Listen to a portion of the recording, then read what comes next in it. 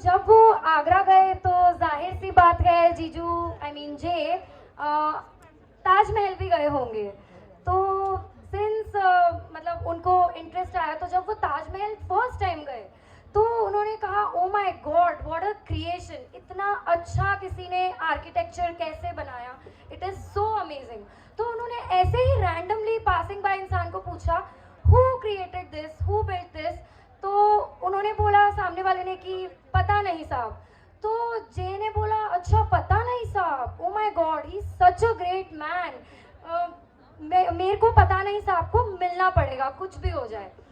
Then जब वो आगरा में थे तो वो फिर आगरा फोर्ट भी गए। तो आगरा फोर्ट में भी उनको बहुत अच्छा लगा, पूरा जो कार्विंग एंड ऑल था।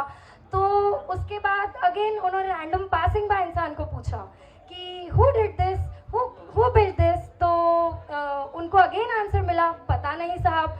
तो he was like oh my God पता नहीं साहब, ये भी he has built this also. तो जीजू ने कहा अब तो मुझे मिलना ही पड़ेगा पता नहीं साहब को। तो जब मीनवाइल वो घर जा रहे थे वापस, तो किसी की अर्थी उठ रही थी। तो उन्होंने किसी को पूछा हु डाइड, तो अगेन आंसर आया पता नहीं साहब। तो उन्होंने कहा ओ शिट पता नहीं साहब died, I literally wanted to meet him.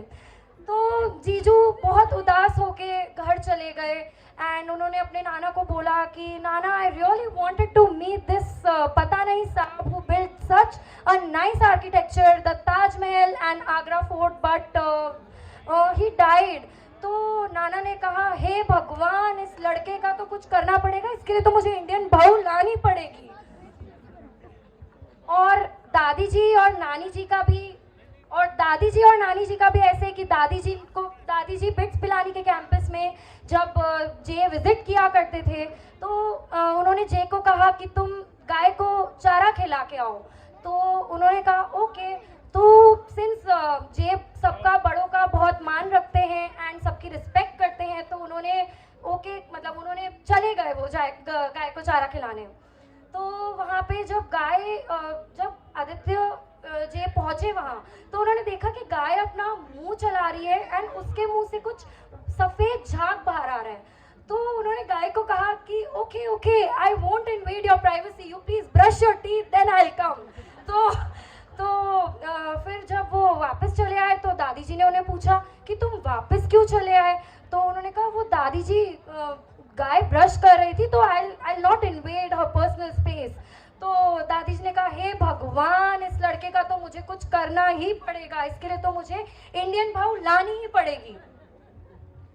अब आपने आदित्य जीजा जी की इतनी बात कर ही ली है तो मैं आप सभी को बता दूं कि हमारी डोनिशा भी किसी से कम नहीं है। Bro what are you trying to say, क्या बोल रहा है?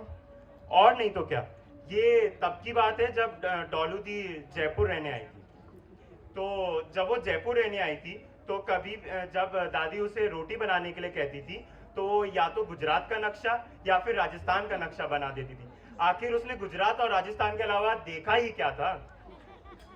तब दादी ने अपना मारवाड़ी दिमाग लगाया और सोचा कि डोनिशा को तो दुनिया घूम के आना चाहिए, तब शायद वो गोल रोटी बनाना सीख जाए।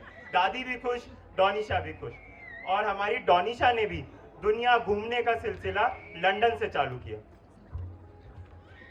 तो इसीलिए अब हम बुलाना चाहेंगे both bride and grooms grandparents Dada Dadi and Nana Nani on stage to share their unconditional blessing and love upon the couple.